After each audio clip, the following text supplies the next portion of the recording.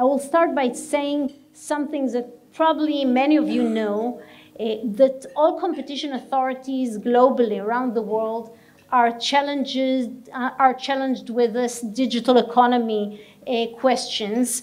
And there is no one global conference or worldwide conference where we are invited. This is not the first and most prominent topic to be discussed between competition authorities and between academia and competition regulators. This is a huge topic, and competition authorities throughout the world are working their ways into these issues and try to see how they will find the right path between the very strong digital giants and digital platforms that the economy of the 21st century brought to us, and between the need to protect consumers.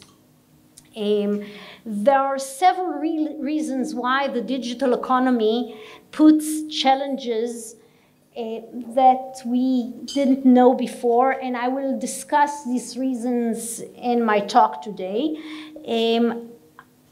But I do have to say that being in practice of competition and antitrust for almost 20 years, I don't remember any issue before that brought so many new and challenging questions to the table, and that was discussed by so many different competition regulators and competition authorities, and dealt by them parallelly around the world. So this is a huge subject, and I'll start just dipping into it and talking about the basic.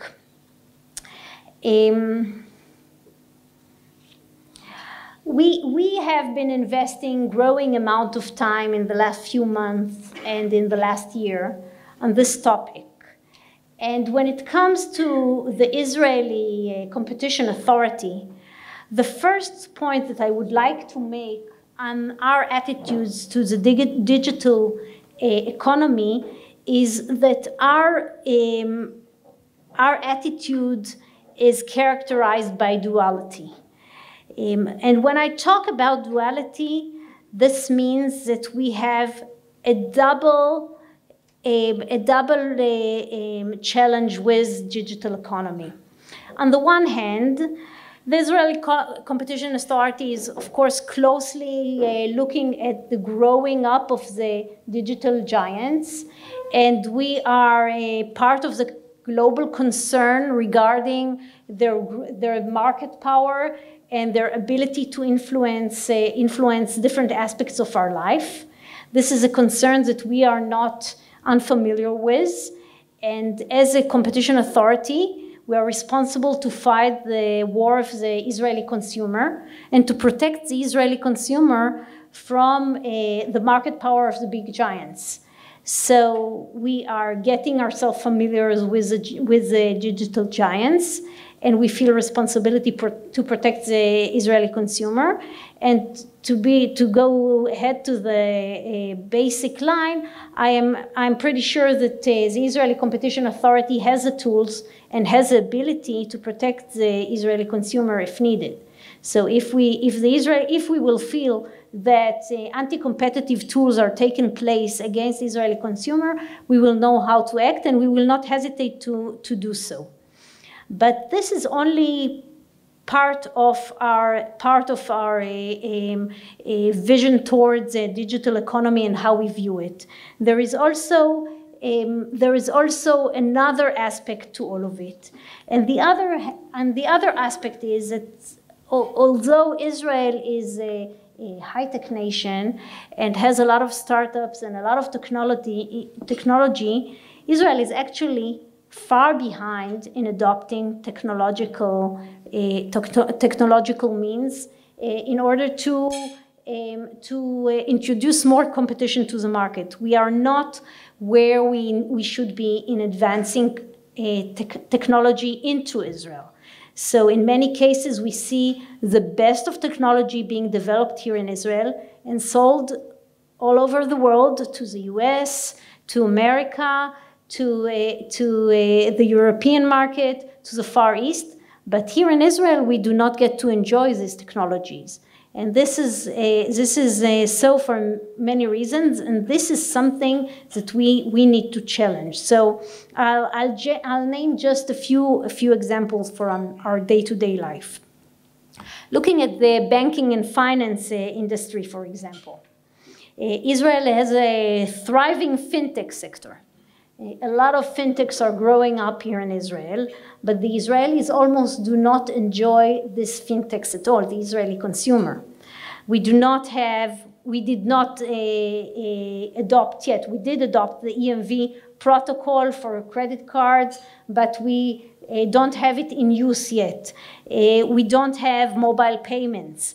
We don't have, almost don't have internet banking. We were told today that the first license was granted to an internet bank. We don't have almost no insurance tech. We almost have no peer-to-peer lending. The platform for virtual currencies is also extremely limited, and there is a clear need to promote the regulation for PSD and API in the banking industry that in a manner that will advance the technology and we will be able to implement it. There was a lot of effort put by the Strom Committee and by the regulators to try and promote these areas, but this is taking way too long. And the fact that it takes us so much time to adopt new technologies into our finance sector puts Israel way behind in its finance sector, and we are way behind where the world is. And this is a great concern to us. Also, the longer the delay we have in adopting new technologies, the bigger the advantage that the banks, the incumbents have in this market. So if we allow for many years only the banks to play in the playground, they will become more and more powerful, and at some point it will be too late for fintechs to come in and start a new competition into the market. I'll move to another sector. How many of you arrived in public transportation here today? Good. Okay. I am sure.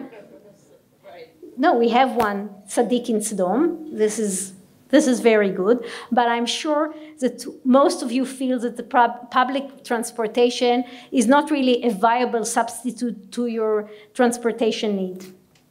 This, of course, has many reasons, but some of the reason is that we are not able to adopt shared transportation here in Israel. So although the Israeli industry established one of the biggest, or created some of the biggest startups in transportation, they are not adopted here.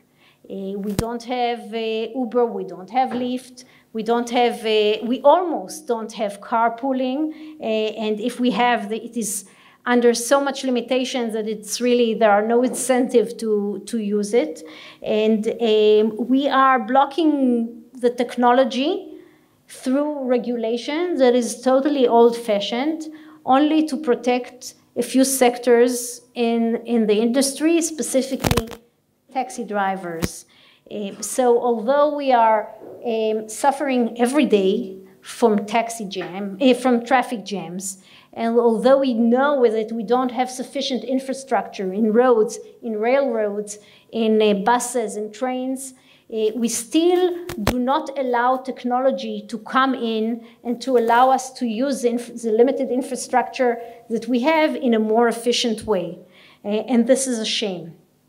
Another example is e-commerce, and particularly retail. Here in this area, we're also far behind. How many of you tried to buy something through the internet only to receive on the next morning a phone call from the supplier telling them that the things that they picked up, that's just the model that isn't existent, but they have something much better to offer, a little bit more expensive, but much better to offer. How many of you experienced this experience? Okay, and even if they do have it in their inventory and they are willing to supply what you order through e-commerce, they will usually pick up the phone tomorrow morning to coordinate all the details that you already provided through the e-commerce. And after you pass this challenge, you usually have a few phone calls with a delivery person. They will call the day before to coordinate the time that he will arrive. And then you will get another phone call telling you that the delivery person is half an hour away from you and that you should be on call. And then when he arrives, he calls you out. He says, I'm waiting out, come and pick up your delivery. Now, seriously, this is not e-commerce. I mean, e-commerce, as a title would say, is done through electronic means and not through many, many phone calls. So we are evidently way behind in the way we get service in e-commerce. Now, Amazon, for example, which entered the market apparently 2 days ago on Amazon, on Sunday, Amazon is not only a threat to the retail economy in Israel, it's also a huge opportunity for the Israeli consumer. Because what Amazon will do is make the retail industry roll up their sleeves and have to start to compete over service, over variety, over prices, and the consumer will benefit from it. Now, I hear a lot of voices talking against the entrance of Amazon, from the fear that Amazon will be too powerful and will eliminate the competition in the market. I have to say, we do not have the privilege to block Amazon out of the Israeli markets. We need entities like Amazon to make us more competitive and to make us with more, to be able to evolve this market. We cannot block entities out of the market only for the fear that they will become too powerful. Now, Amazon may become powerful. I'm not avoiding this subject, and they even may become too powerful. And in such a case, maybe the competition authority will need to do something about it. But blocking companies out of the market only to avoid the possibility that they will become monopolies or dominant, and we will need to deal with it, is not the right way to go forward with promoting competition and technology into the Israeli market. In telecommunication, we are also not where we should be. We don't have enough ultra-fast broadband internet connection. We don't have Generation 5 technology yet. The Generation 5 technology was only put, the frequency for Generation 5 technology was only put on a bid a few weeks ago. So we are far behind on this industry. Now, I will use this stage to do a little pause and talk a little bit about what's going on in the telecommunication industry and in the cellular industry. I hear a lot of arguments due to the fierce competition between cellular companies. We are suffering from a reduction in investment in infrastructure in the Israeli telecommunication. Now, the facts are to the contrary. The competition in the cellular market did not decrease the investment in telecommunication. In fact, it contributed a lot to the investment in communication in the Israeli market, because the cellular companies that were used to getting a lot of profit from the cellular market suddenly understood that they don't have this cushion of profits that they can lie on, and they had to look for other ways to be profitable. And then they turned to the multi-channel TV.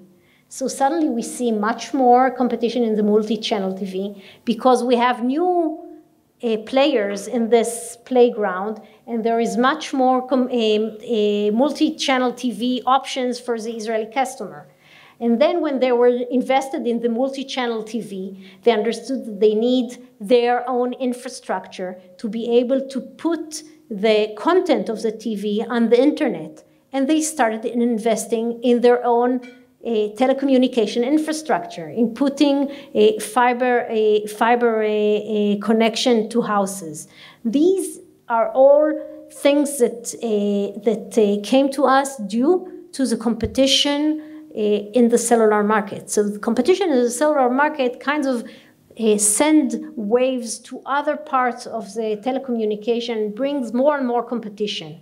Now, I don't have any dispute with the Ministry of Communication that they need to take care of investment in infrastructure. I think it's legitimate to argue that this is a priority of the Ministry of Telecommunication, and that they need to keep an eye that the companies do invest enough in our infrastructure. And I believe that incentives should be given to investment in infrastructure. And we are working together with the Ministry of Communication on creating incentives to invest in infrastructure.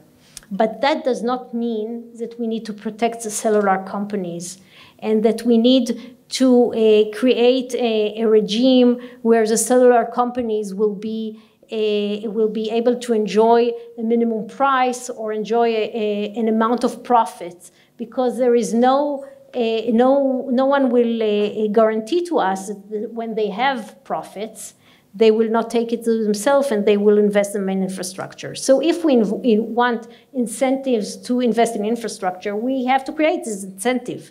It's not by creating more profits to the cellular companies. But this was only a footnote on what is So, as I said, we don't have any privilege to complain about digital giants before we allow them in, and allowing them into the Israeli market is really the first stage that we need to promote. So when I'm saying that the competition authority is dedicating growing amount of resources in the digital economy, it doesn't necessarily mean that all the resources are put on enforcement. One of my visions in this regard is to put the Israeli economy just in line with all other modern and Western economies, and to be able to promote new technology into the market and to create here a regulatory regime that will allow technologies to come in and will allow technologies to flourish here in Israel. So this is one part of the duality. What are we doing in this regard? So as I said, we are investing growing amount of resources in this area, and in the effort to open up the Israeli economy to digital economy, we published a request for comments on regulations that limit competition. It was published several months ago. We received 90 comments on more than 50 different issues. I will tell you that the most popular issues were finance and transportation. We already analyzed the different comments that we received. we prioritized them, and we started working on the different issues at hand, starting to promote things and starting to work with different ministries on reducing barriers to entry and reducing unrequired regulation. For example, the issue of promoting competition in the finance sector, that's the heart of the doing of the Israeli Authority for several years now. We were part of the Strum Committee, and we published the brokerage report. We also worked very much on promoting the EMV protocol for credit cards, and we are now working very hard on promoting the legislation that will allow PSD and API into the finance sector. And in fact, I have to tell you the news that we received today on a new digital bank coming into the Israeli market is in my opinion, a great breakthrough. It's an important news. It's not the last thing we heard about it. It will take at least 2 years until the bank will start working, but it's a good step in the good direction, and we're very much encouraged by it. In the issue of allowing shared transportation into Israel market, this is a subject that we are advocating to for 3 years now. We had some and very limited success so far, and I'm encouraged that in the next future we will be able to really succeed in our advocacy efforts and be able to really make the Ministry of Transportation introduce at least the limited version of shared transportation into the Israeli market. We are working very closely hand-to-hand with the Ministry of Telecommunication on several ways in which to promote the advanced technology into the markets.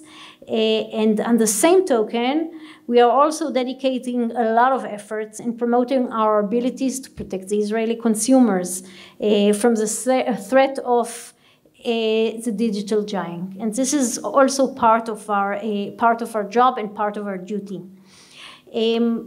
To this end, we did quite a few steps in recent months, but before I will specify what we did, I want to dedicate a few words to explain why exactly is it a challenge to deal with the digital economy.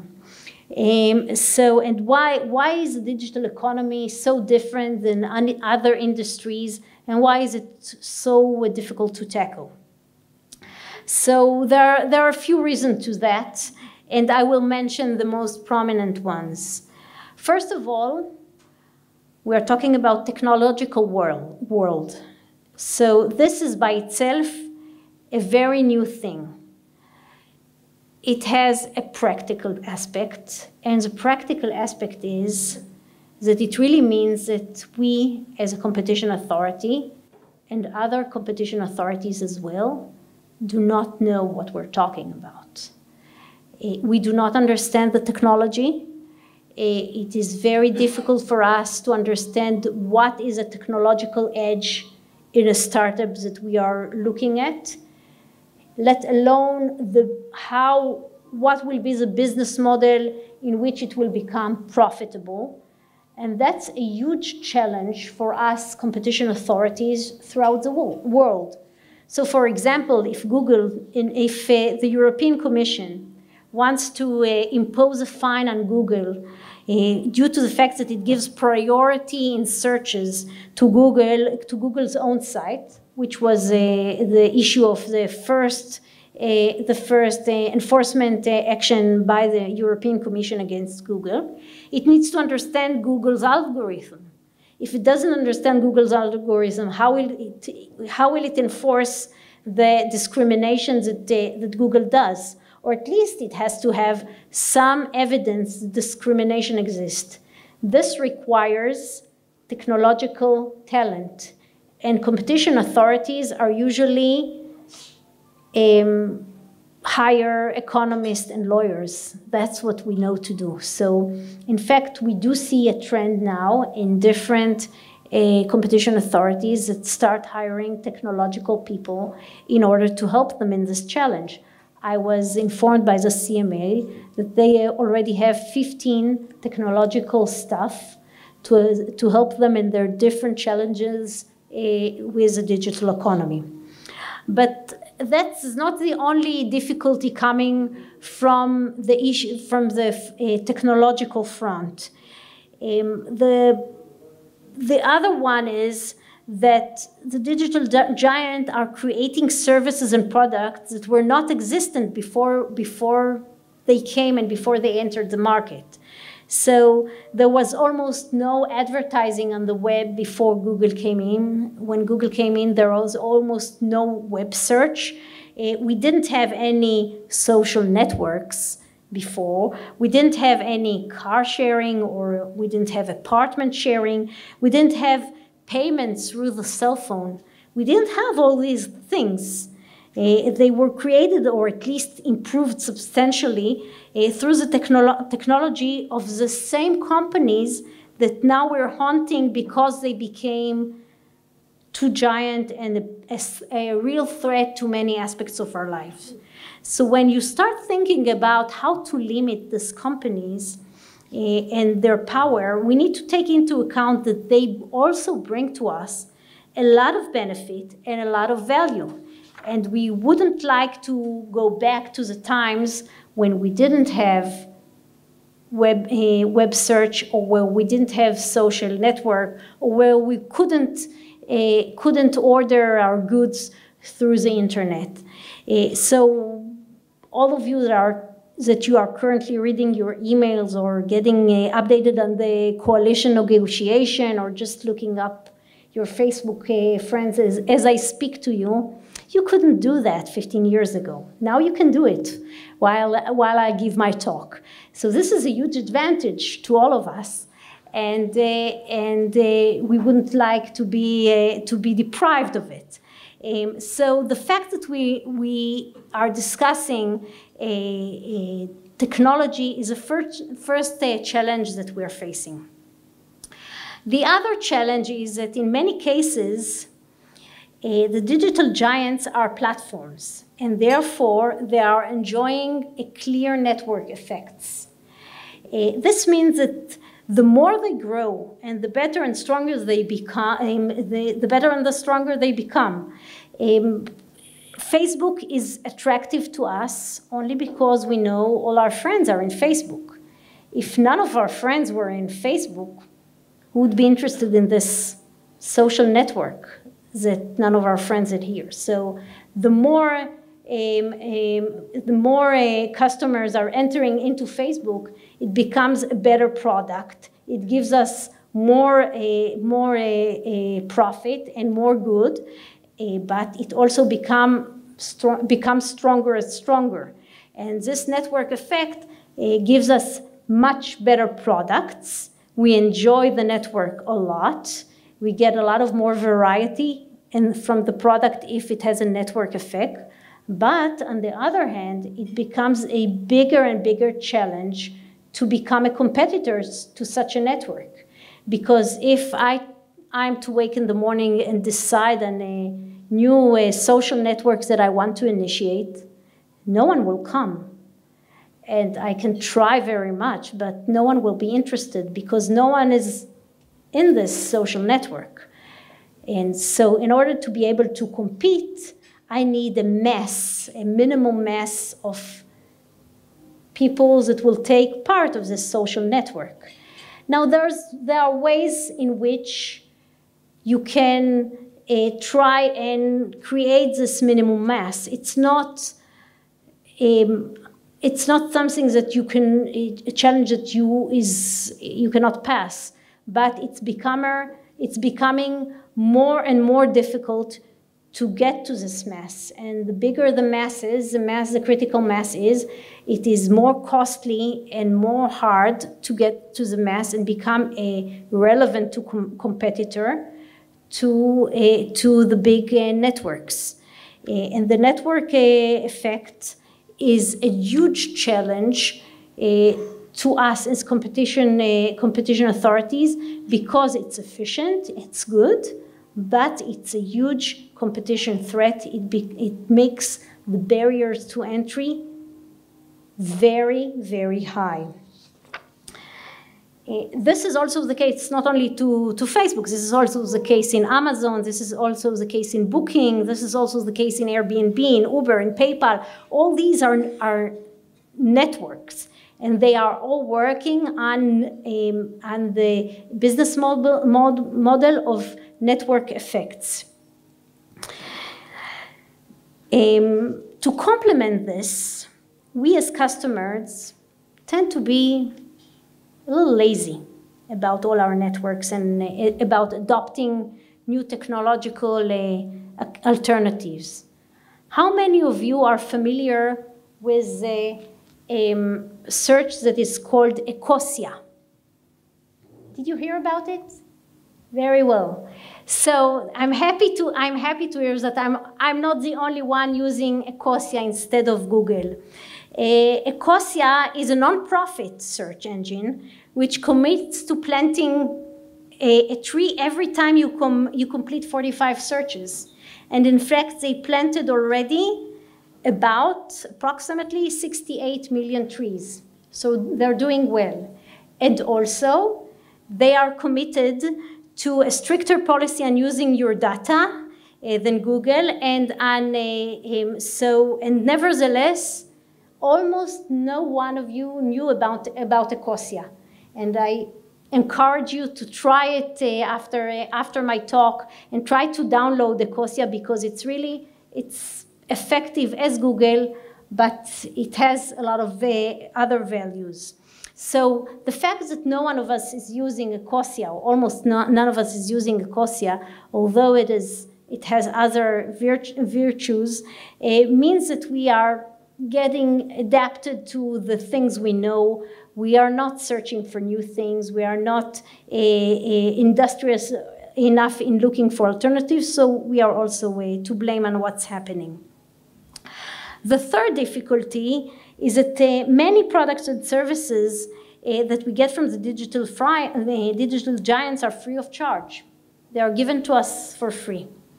Now, this is quite a new thing for competition authorities, because the analysis that competition authorities know how to do depend very much on price. If the prices are too high, it means we have a competition issue and a competition problem. If the prices are low, it means for us that competition is working well. And price became a major factor in competition and antitrust analysis all over the world. We try to see whether there is a competition harm by looking on whether there is an increase in the price. That's how we know that there is a competitive harm to a market.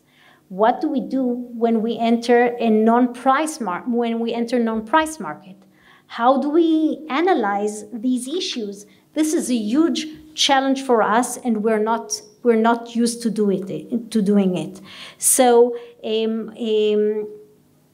and still we know that some of the big giants, although they are giving us their services and goods for free, are very profitable and are doing very well. So they apparently have a different business model, and we as competition authorities need to adopt our analysis somehow to their business model. So suddenly we understand that we don't examine things only by their price, but also by the amount of data that we as customer provide to the digital platform. The bigger the amount of data that we give them, maybe the harm to competition is bigger. Maybe we should look at the use that they're doing with our private data as a factor for competition. But this is a challenging analysis for competition authorities. We do not know how to do it yet. And this is a huge discussion going on between competition authorities currently. The fourth difficulty is that when we start interfering in the technological market and technological world, there is a huge danger that we will harm the incentives to innovation. Now, this is not a slogan. you want to ask a question? Yes, go on. All right. So you mentioned that high prices is bad, low prices is good. Amazon is, so they have huge profit from AWS, and they're using that to cross-subsidize predatory pricing in the retail business. So if somebody in Israel comes to you, Shufelsal comes to you and says, well, Amazon is doing predatory pricing. Do you have a regulatory framework to deal with that? Yes, we do have the cause of predatory pricing here in Israel. We know how to initiate enforcement proceedings against even Amazon for predatory pricing. This does not mean that this is what I will do. I'll get to it later on, but I will tell you, as you know, just not to leave you without any answer, that I will be, as an Israeli head of competition authority, I will be hesitant to be the first one in the world to start an enforcement proceeding against Amazon on predatory pricing.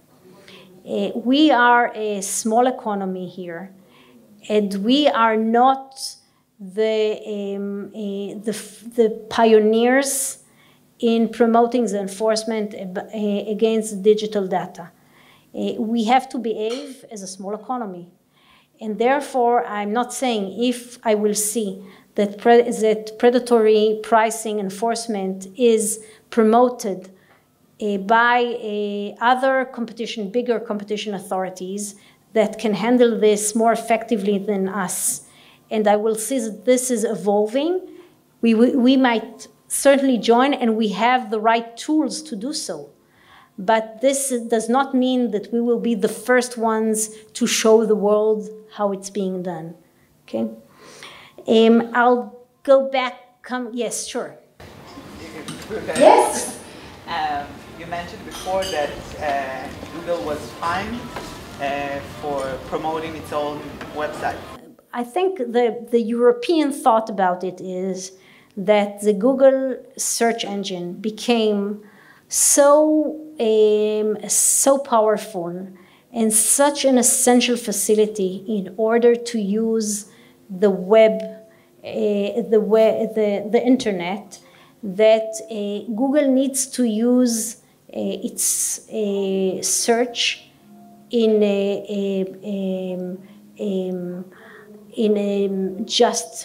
just manner. And it cannot use its power in order to promote its own businesses over other businesses that in other case should have gone higher up in the search. I think the European Commission showed that almost all of the users of Google do not go to the second page of the search. There are Google amount of pages, but they will usually limit themselves to the first page. And if the first page of the results for the search are only Google companies or Google websites, then this is a way that Google can eliminate the competition of its competitor and eliminate them from the market. And this is a thesis of the European Commission, and that's why they fined Google. Now, to be completely precise, this case is still pending in court, in the European court, and was not decided yet. But this is the argument of the European Commission. And do you agree with it? Excuse me? Do you agree with it? That Google has some sort of responsibility to not promote itself? Yes, in fact, I do. Our monopoly rules are pretty much following the European rules. The abuse of dominance clause that we have in our law is practically copied from the European treaty. And usually when it comes to monopolies, we follow the European precedent. So I think that the Europeans have a lot to this argument. I'm not saying that there is nothing to to say on the other hand, but I think they have a lot of merits in their argument, and that Google as a monopoly in the search need to be to adopt equality in the search engine and cannot use it only to promote its web and eliminate the competition from the market. I'll go back to the difficulties of why is it so difficult to challenge the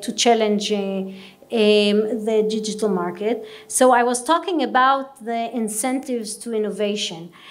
There's a huge concern that if we interfere too much, we will harm the incentive to innovation. Now, this is not a slogan.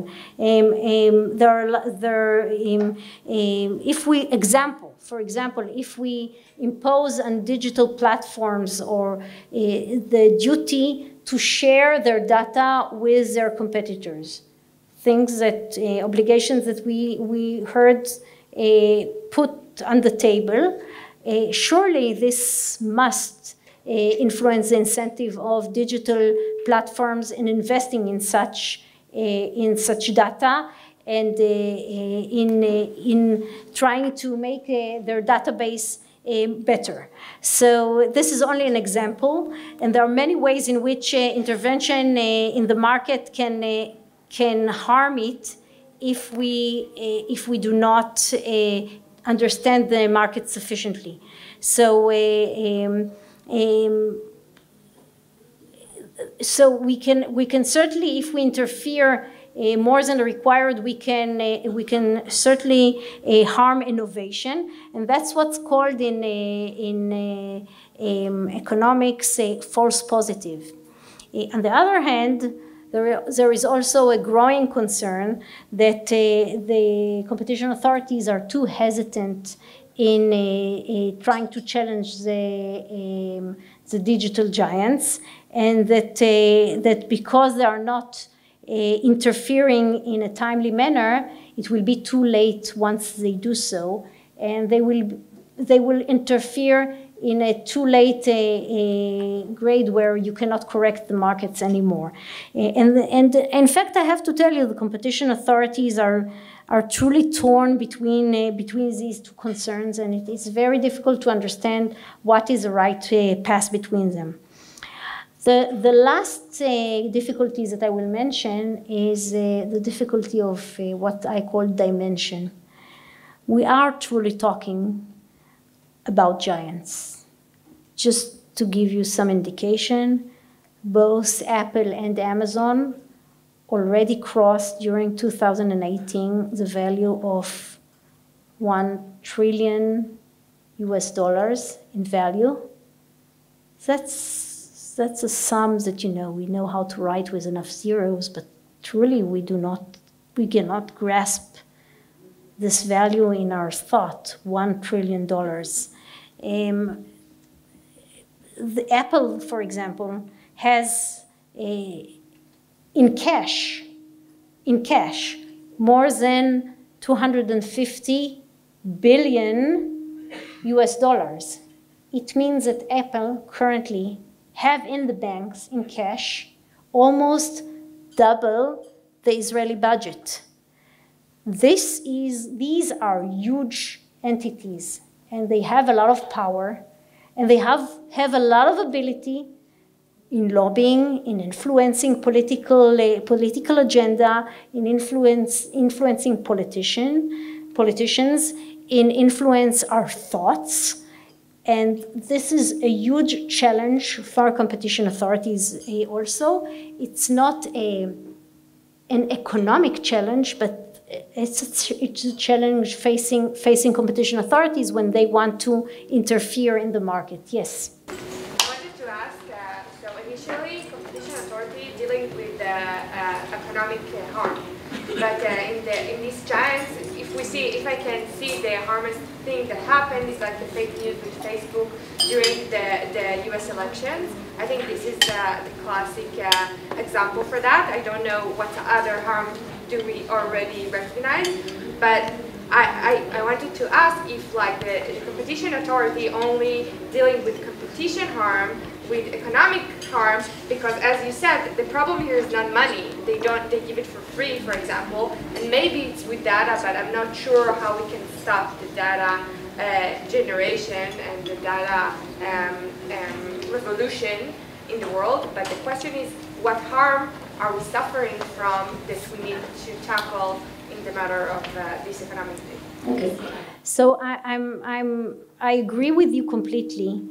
The digital, I'm talking to you about as head of competition authority, so I'm concerned from the aspect of competition. I'm concerned that the barriers to entry to compete with Google, Kosia, or with Amazon, or with Facebook is so huge, and they're becoming so powerful that it's becoming a great competition concern, and it becomes a competition concern even though the goods are provided to the end customer for free or closely to free in very low prices. There are many other aspects that create competition concern.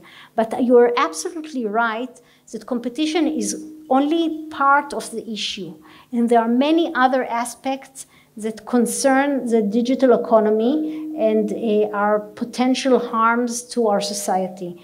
You talked more about the political influence.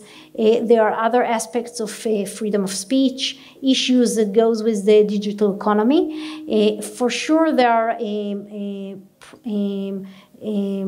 privacy issues, consumer protection issues.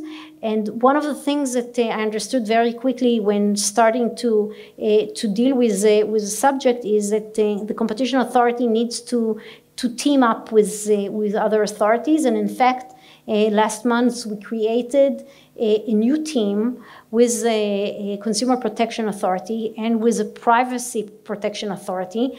The three authorities decided to sit together and to try to work together, not on every subject that concerns digital economy, but on a few subjects that we think that are common to us. Because the issues, specifically the issues of privacy, consumer protection, and competition are bundled in each other, and sometimes when you sit together you are able to come with a more complete solution. So we are now working on the three first projects that we put for ourselves in our agenda to work on, and I'm pretty sure that in the next year we'll put in some joint products on our joint work on this. Question. You talked about the difficulties of Israel, where a lot of new technologies are not entering the Israeli market. So one of the reasons for that could be the size of the Israeli market. So do you think that because Israel is a relatively small country, we need to make more effort than other countries in order to get these companies to come to us? First of all, the Israeli economy is not so small anymore. Of course, it's a small economy compared to the European economy or the US economy, but there are many other economies somewhat at the same scale of the Israeli economy that do not suffer from a block of technology. We may be suffering more from boundaries because we are kind of an island economy, which doesn't have many neighbors to trade with. But still, this is only a partial excuse. I don't want to argue for giving positive incentives for companies, technological companies to come in. The only thing I want is to reduce the current regulation and the current barriers that the government of Israel puts on entering technology. If we do that, we'll be fine. Especially when thinking about big companies like Google or Amazon. So one possible approach in terms of enforcement is, I'm going to say it a bit bluntly, one possible approach is just to say we're not going to do anything. Because we're a minor player, we could have all our meetings with the Consumer Protection Authority, with the Privacy Authority, but no one's going to change their big policy just for Israel. So we can't really make Facebook and Google change for us. So one possible approach is just to say, let's just wait to see what the Europeans do, what the Americans do. We don't really need to invest a lot of resources, maybe monitoring the situation, but actually thinking about enforcement for these type of companies is just maybe outside the scope, given the fact that we're small, not because theoretically it's impossible because we're a very small player in this context. So is that an option that you're considering? First of all, I want to correct if I was misunderstood. I don't think that we don't have enough powers in enforcement. In fact, I think Israel is one of the most prominent jurisdictions in enforcement of antitrust and competition. We are second only to the US in enforcing criminally cartels. We are almost the only country except US to put executives in jail time for doing cartels.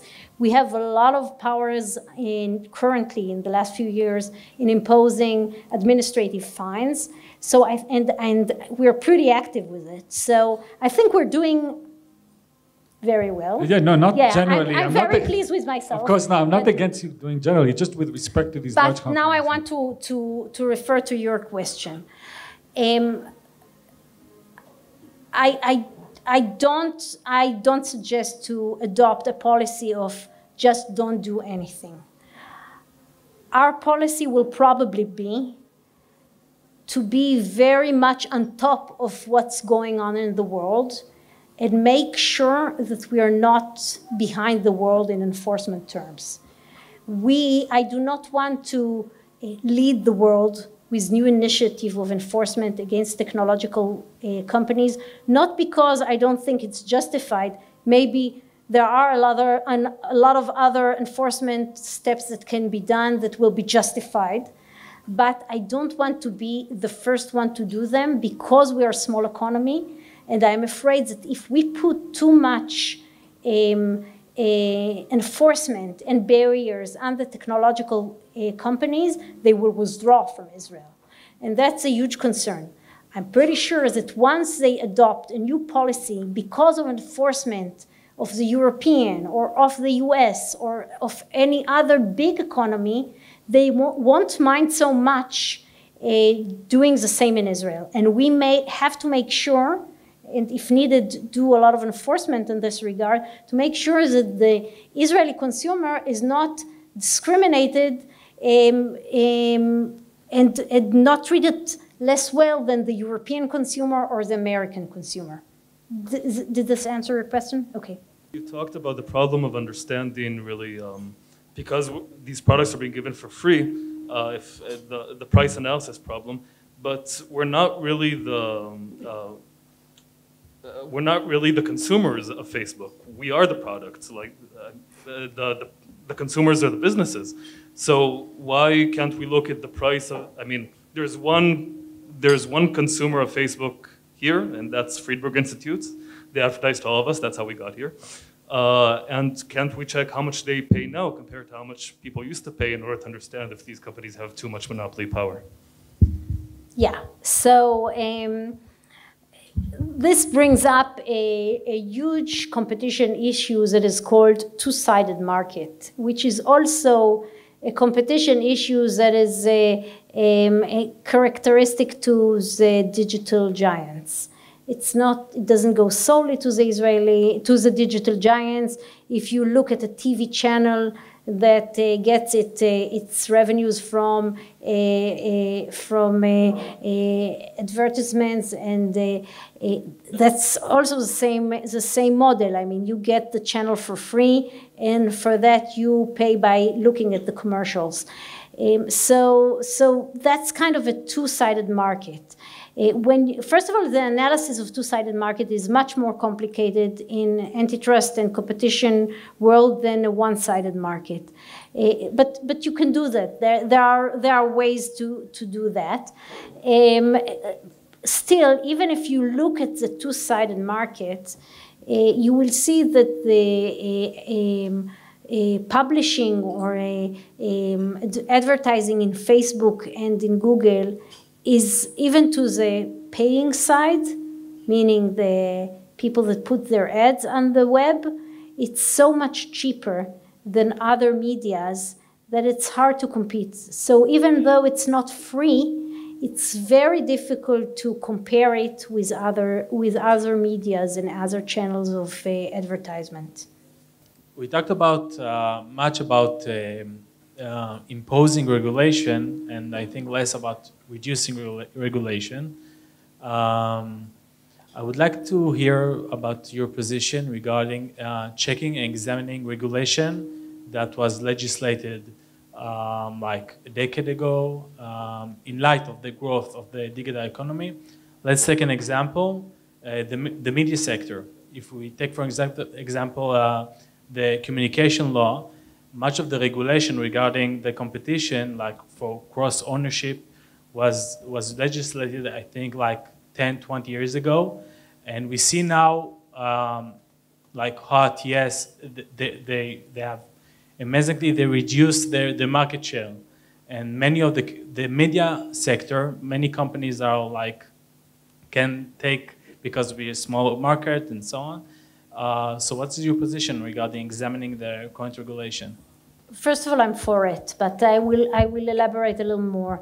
I think the new disruptions, the disruption companies, whether it is Airbnb or whether it is Uber or whether it is Facebook and Google in the advertisement sectors, they are a perfect opportunity for us to re-examine the regulation that was imposed on the traditional industry the last decade, 2 decades ago, 3 decades ago.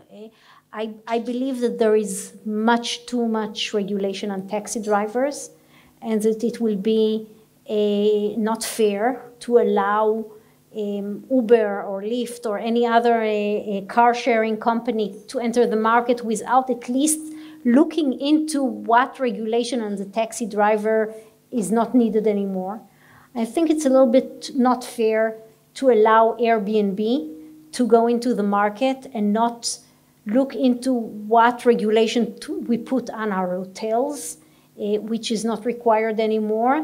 I do believe that all this, these new digital platforms that are making disruption into the market, they are opportunity for us to ask ourselves once more whether the regulation is required.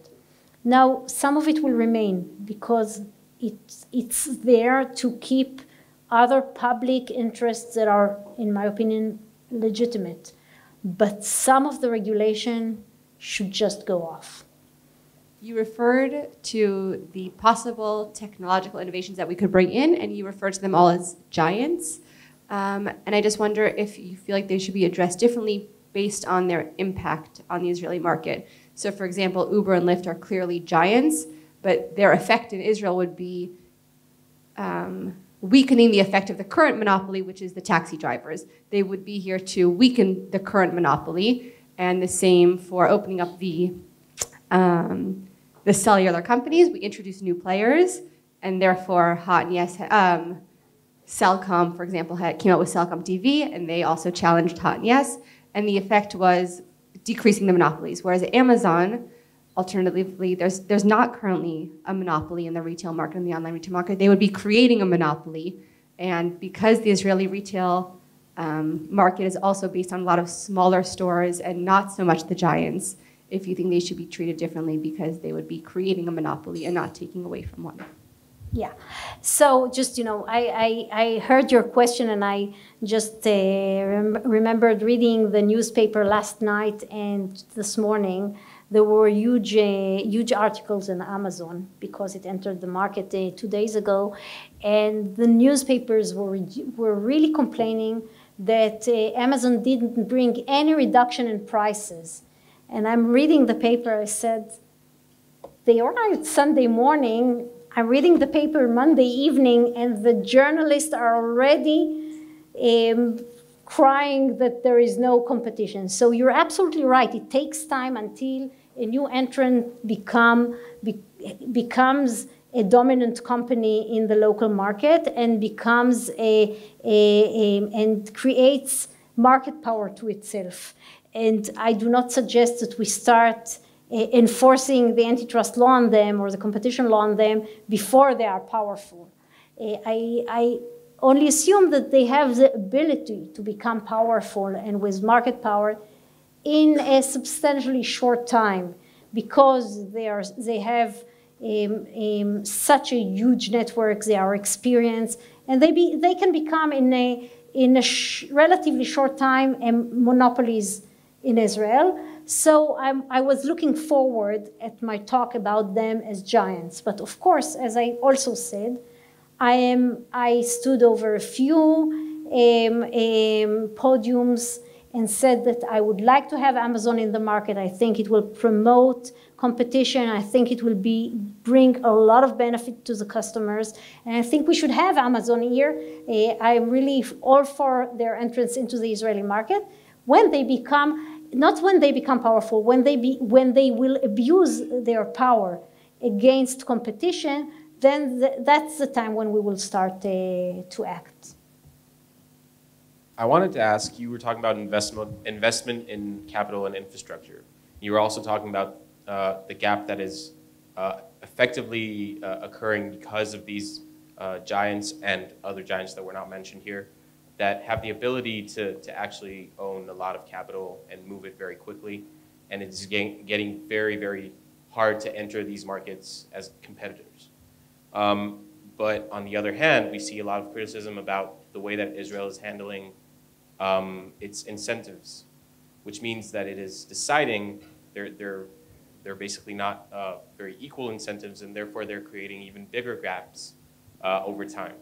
What do you think is about this issue, and how do you recommend that we change the way that we incentivize? I'm not quite sure that I understand what you are referring to when you say that we are incentivizing, that the government incentivizes companies in an unequal manner, and that we give incentives more to the big companies. I'm not sure even if you said that. I wasn't quite following what you were specifically talking about.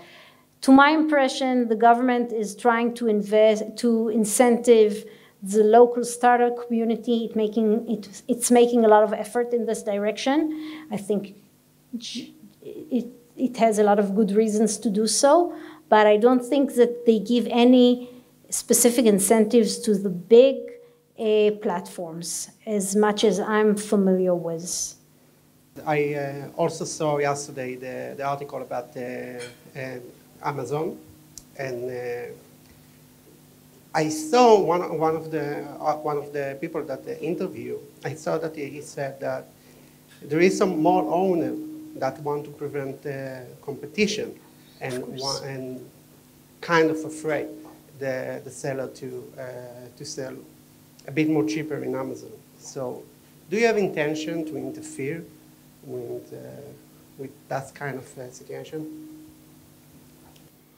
If Amazon will put a complaint to us, we will check it. But somehow, I have the hunch that Amazon will do fine, and they will be able to put very good competition without the competition authorities' help. Seriously talking, if we will see a phenomena where Amazon is blocked into the Israeli market by the local players, we will interfere. We will do whatever needed to stop it.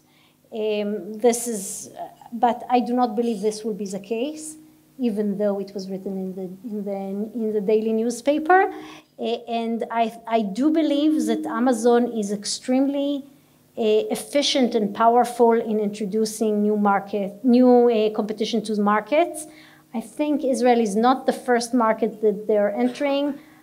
They probably already had a few challenges like this and were able to overcome. Okay.